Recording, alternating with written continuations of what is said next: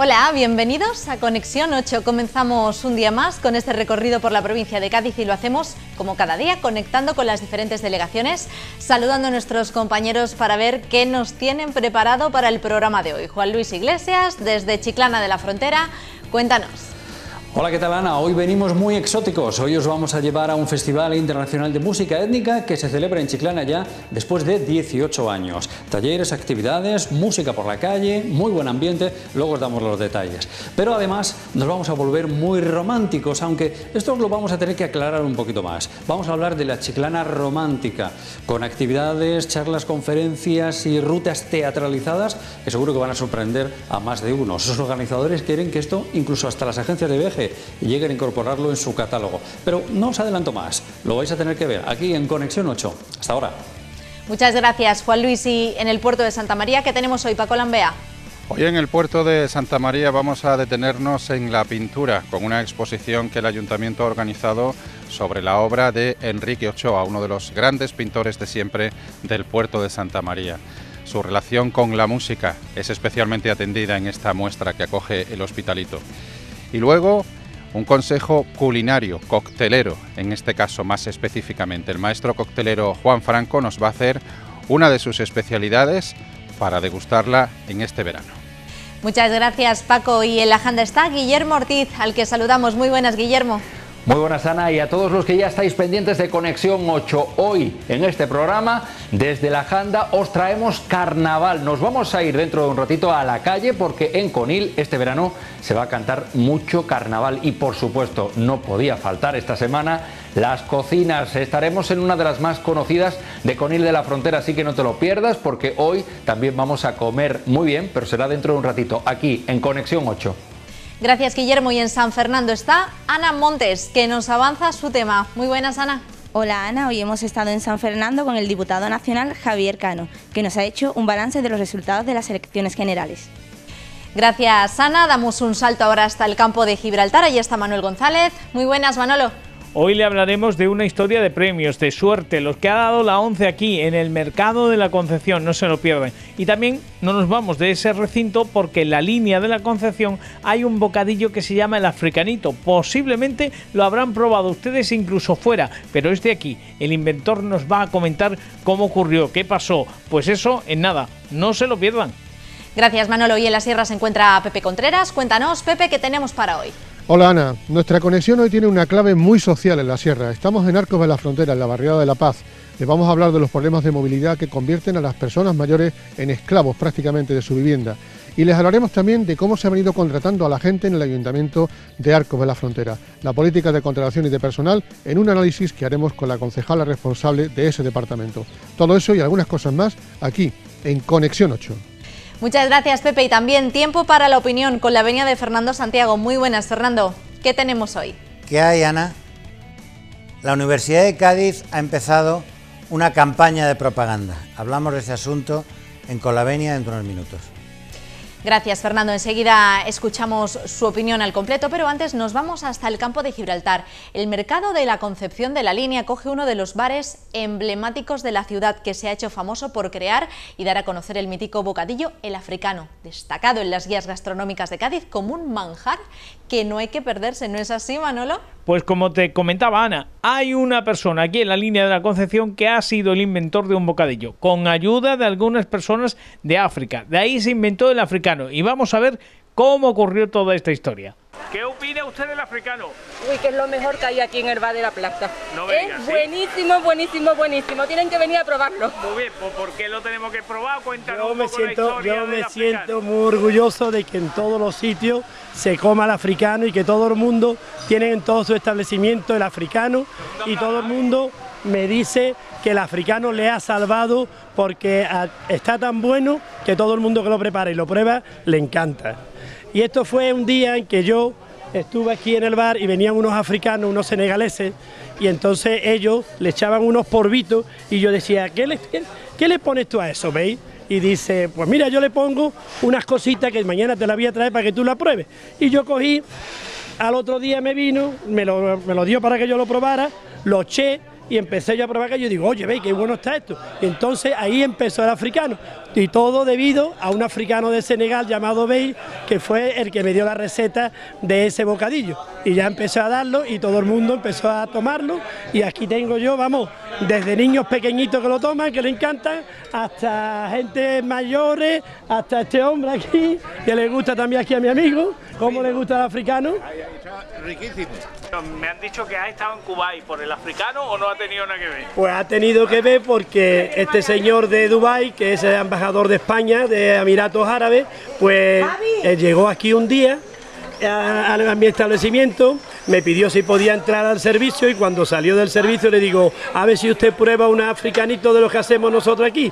Lo probó el hombre y debido a eso le encantó, y todo, cada vez que viene me llama y me dice, Francis, prepárame 10 africanos que voy para allá. Y como viene todos los días, le encanta tanto que cogió y me dice, vente a Dubái conmigo. Y allí en Dubái he estado con él 2 semanas invitado a todo lo que, vamos, yo me he visto allí como un rey en Dubái. Claro, claro, gaditanos, que somos todos gaditanos, un pueblo maravilloso, a comer africano, que nos va a dar a todos mucha alegría. A todos, y muchas gracias por todo, ¿eh?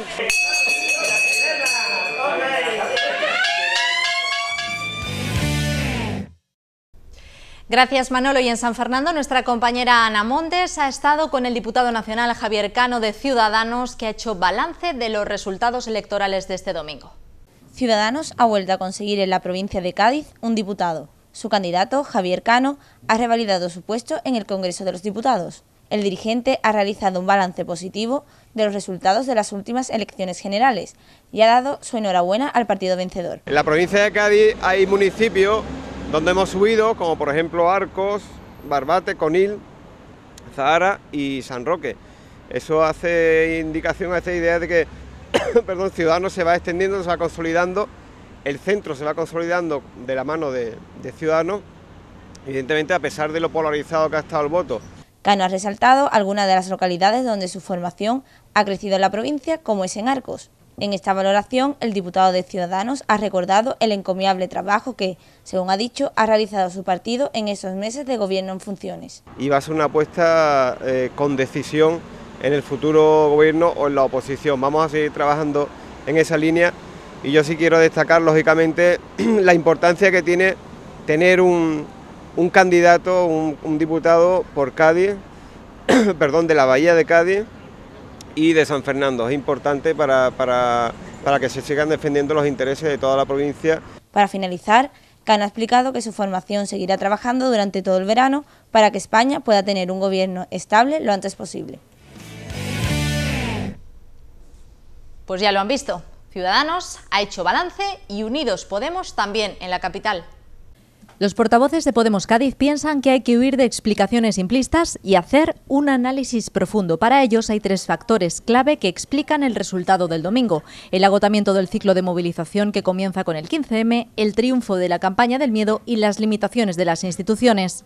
Pensábamos que era necesario un mayor resultado para ser capaces de construir un gobierno que cambiase de rumbo las políticas que se venían y se vienen practicando en nuestro país.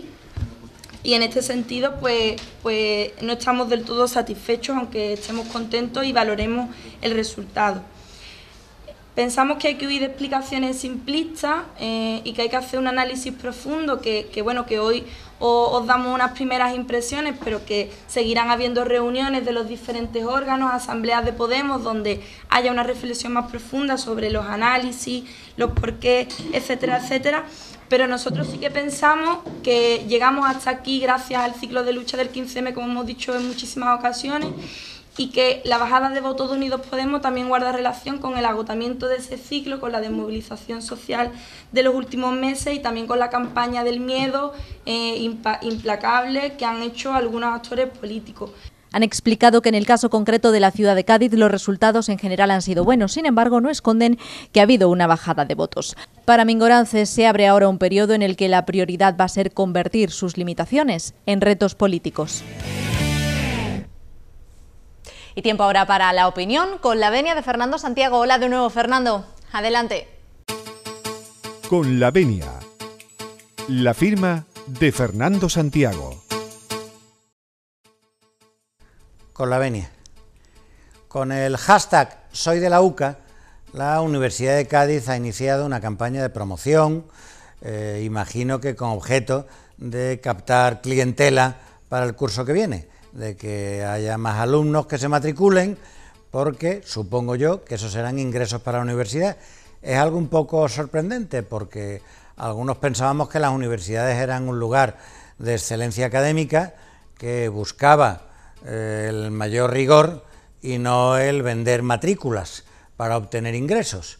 Pero bueno, debe ser el signo de los tiempos y estaremos equivocados aquellos que veíamos en la universidad ese lugar, digo, de excelencia, sobre todo si se tiene en cuenta que la Universidad de Cádiz, Mater et Magister, todavía no ha hecho público la auditoría encargada por el claustro cuando se supo el uso de las tarjetas de crédito de la que disponía el anterior equipo rectoral. Hablamos de diciembre de 2014. Todavía no se sabe las conclusiones ni el contenido de esa auditoría. No ha hecho la universidad público los expedientes incoados a aquellos a los que la auditoría hizo responsables de gastos superfluos. En cambio, sí se sabe que en los cursos de verano de la Universidad de Cádiz van a dar cursos gente sin la menor formación, sin la menor preparación y algunos de ellos que no saben ni leer un papel que le escriben otros. En esas condiciones queda bastante ridículo que pretenda la universidad que se convierta en trending topic el hashtag Soy de la UCA, o al menos así me parece a mí. Con la venia, la firma de Fernando Santiago. Pues muchas gracias y continuamos en Conexión 8, esta vez desde Plató. Yo tengo el placer de contar con la presencia de David Navarro, concejal de Economía, Hacienda, Deuda, Fomento y Seguridad Ciudadana. Muy buenas, David. Muy buenas. Bienvenido a nuestro programa, un placer. Muchas gracias, placer es mutuo. Tenerte con nosotros. Bueno, con David Navarro son muchos los temas que podemos tocar, no tenemos mucho tiempo, pero vamos a hacer un pequeño recorrido pues, por diversos asuntos. El primero de ellos, balance del primer año de legislatura. Por este programa han ido pasando en semanas anteriores los portavoces de la oposición, han hecho su particular balance, me gustaría conocer el suyo. Bueno, yo calculo que los distintos portavoces que han ido pasando por aquí habrán tenido un balance negativo de este primer año de gobierno. Ellos tienen también que valorar dos cosas. Primero, nosotros nunca hemos estado en política y luego nunca hemos estado gobernando. Entonces hemos tenido que adaptar a los ritmos que supone manejar la gestión de un ayuntamiento, adaptarnos a lo que la exigencia nos demandaba en cada momento en los cuales hemos ido transcurriendo este primer año y además poniéndonos el chip de gestores, haciendo una radiografía de lo que sería la gestión normal del ayuntamiento, pero también a la vez recibiendo demandas, recibiendo información, flujo de información sobre lo que la ciudad demandaba con más urgencia, ¿no? Eso quiere decir que necesita un recorrido, un tiempo. Un recorrido, un tiempo que necesita una paciencia que la oposición no ha tenido nunca con nosotros. Yo creo recordar que desde el día 13 de junio, que fue la sesión de investidura en el ayuntamiento, fue sábado, el domingo nos dejaron descansar y desde el día 15 de junio ha sido un acoso y derribo constante. Desde el primer día, desde el segundo día en este caso, ha habido una labor de no lealtad hacia la ciudad y no comprensión hacia una situación en la que el equipo de gobierno asumía, ¿no? Una nueva situación que asumía. Necesitábamos tener ese tiempo, no se nos dio ese tiempo y yo creo que en este primer año de gobierno ha habido errores, equivocaciones, lo hemos admitido y lo admitiremos. Nos hemos equivocado, nos equivocamos y nos equivocaremos. Y cuando ocurra estas circunstancias lo admitiremos sin ningún género de duda. Pero también pido por favor que ese nivel de reconocimiento también exista en la parte de la oposición, ¿no? Balance, aparte de esta valoración del balance que ha hecho la oposición, ¿vosotros tenéis un sentimiento agradable de lo que ha ocurrido durante estos 12 meses? ¿Habéis hecho un buen trabajo? Bueno, en mi caso particular, y hablo en primera persona y además pido disculpas por ello, pero también hablo en nombre del equipo de gobierno, teníamos también que tener una radiografía de la situación económica y financiera del ayuntamiento. Lo primero era saberlo, luego taponar esa hemorragia financiera a la cual nos enfrentábamos y luego adoptar las siguientes medidas terapéuticas que fuesen encaminadas a tapar esa hemorragia. Bueno, creo que después de un año reducir la deuda en casi 30 millones de euros, creo que bueno, ya es algo que debería por lo menos la oposición alegrarse y otros incluso callarse. De la deuda vamos a hablar en tan solo unos minutos, pero antes me gustaría que habláramos de un tema muy importante para la ciudad, que son los presupuestos. Ha habido mucha controversia en torno a ellos, idas y venidas entre el equipo de gobierno y la oposición. ¿En qué punto nos encontramos? Bueno, este viernes llevamos a pleno, como ya saben, ha habido una primera aprobación inicial de esos presupuestos en Junta de Gobierno. No es que hayamos hecho nada ilegal, es que la ley ampara para que exista esa posibilidad por tener unos presupuestos prorrogados. Y el siguiente paso es llevar esas alegaciones que han existido a este próximo viernes, que se dilucidarán y se verán con el resto de grupos de la oposición para ver en qué sentido u otro, en virtud de esos informes por parte de la intervención, para que, como decía anteriormente, se vea de tal forma por parte de todos los grupos de la oposición. Ha habido controversia, hoy mismo nos hemos levantado con las noticias de que los grupos de la oposición están empezando a volver a tener la controversia o la discrepancia sobre los informes de la intervención, que nosotros nos amparamos en esos informes de la intervención. Es que tenemos que recordar que esa intervención era la misma que hasta hace un año estaba, esa tesorería hace un año también estaba, esa secretaría técnica también estaba hace un año. Era exactamente lo mismo.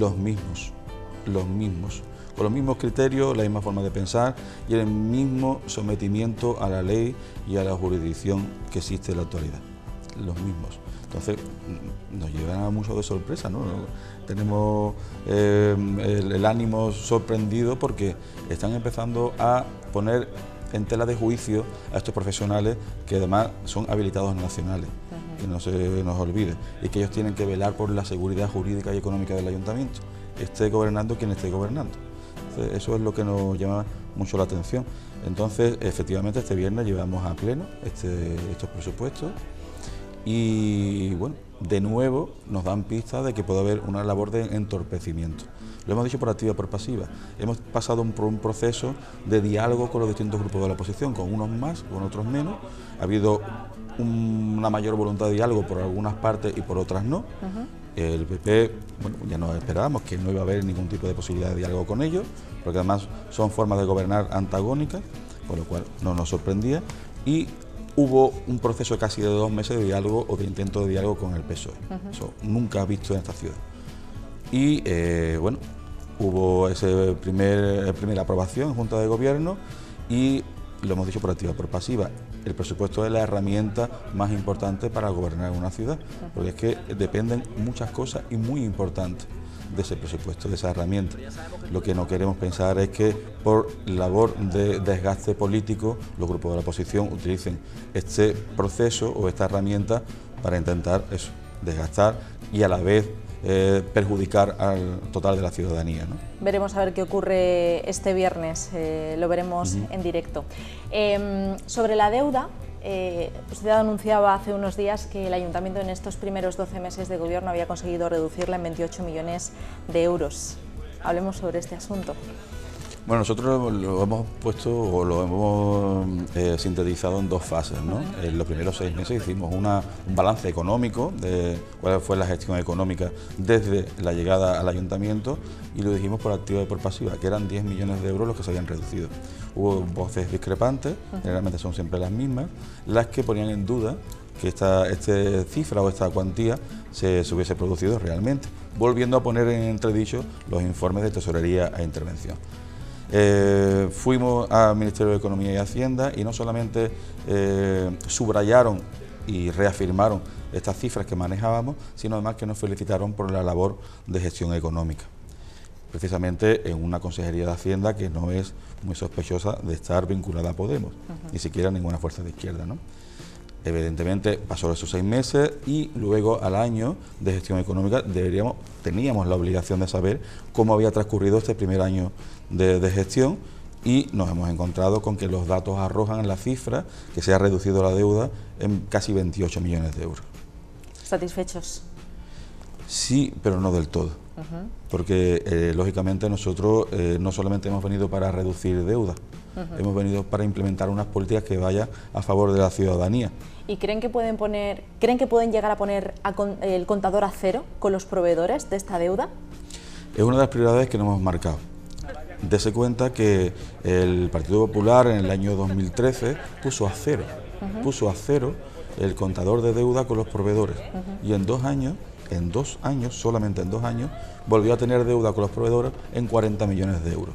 Nosotros, lógicamente, no vamos a seguir esa política de endeudamiento, y además que perjudica sobremanera a las pequeñas y medianas empresas de la ciudad. Entonces, una de las prioridades que tenemos es poner ese contador, o por lo menos ese plazo máximo de pago a los contadores, a los proveedores, a 30 días máximo, que es lo que la ley nos exige, y además tampoco perjudicamos en exceso a que las pequeñas y medianas empresas gaditanas tengan como principal culpable de sus males al Ayuntamiento de Cádiz. ¿Y existe una buena relación en estos momentos entre los bancos, la banca y el Ayuntamiento de Cádiz? Créame que los bancos no entienden de política, los bancos entienden de números.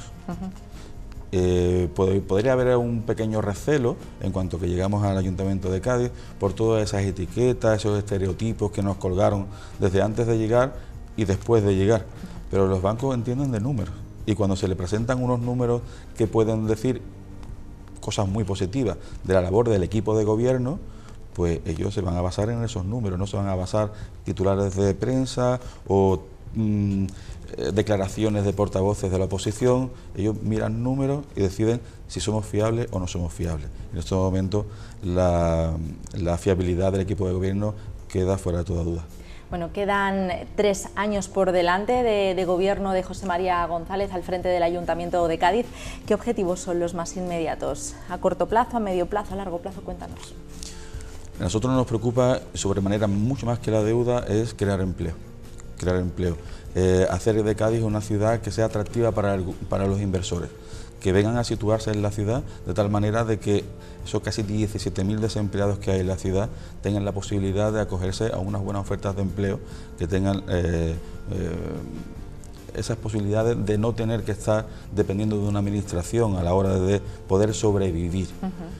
Creemos en que la persona tiene que tener un empleo y un sueldo digno a la hora de poder ser persona y tener la dignidad suficiente como para estar inmerso dentro de la sociedad en la que vivimos. En ello estamos más trabajando más que incluso que en reducir la deuda. Reducir la deuda solamente es aplicar sentido común y coherencia, y sobre todo mucho respeto por dinero público. El hecho de que intentar que grupos inversores vengan a instalarse a Cádiz y crear empleo es más complejo. Y en eso estamos, dedicamos bastante más horas de lo que parece y de lo que la gente cree. David Navarro, se nos ha acabado el tiempo. Muchísimas gracias por haber venido a Conexión 8, un placer, y felicidades por el trabajo que habéis realizado durante este año, y esperemos que los 3 próximos sean mejores aún. Muchas gracias. Gracias, David. Muchas gracias. Pues señores, con esta entrevista nos marchamos a publicidad. Vemos unos cuantos anuncios y volvemos enseguida en Conexión 8. Hasta ahora.